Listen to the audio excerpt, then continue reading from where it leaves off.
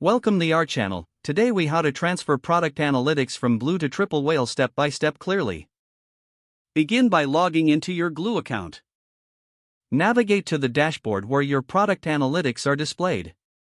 Identify the specific data sets you wish to transfer to Triple Whale. Export the product analytics data from Glew. Locate the export feature, usually found in the Settings or Data Management section. Select the appropriate file format for export, typically CSV or Excel. Confirm the export and download the file to your computer. Next, log into your Triple Whale account. Go to the Data Import section on the Triple Whale dashboard. Select the option to upload your analytics data. Choose the file you downloaded from Glew. Ensure the data fields from your file match the required fields in Triple Whale. If needed, map any discrepancies between the two data structures. Once everything is aligned, initiate the import process. Wait for the system to process and integrate your data. After the import is complete, verify that the analytics appear correctly in Triple Whale. Take a moment to navigate through the data, checking for accuracy.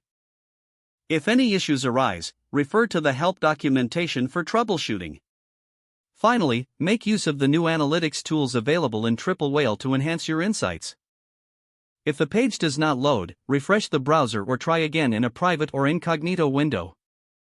Make sure you are using the correct email address, then retype it carefully to avoid small typos. If your password is not accepted, use the reset option and create a new strong password you can remember. Check your spam folder for verification or security emails, then complete any requested confirmation steps. Enable two-factor authentication if available to improve account security and reduce unauthorized access risk. After signing in, review your profile details so your contact information and settings are accurate and current.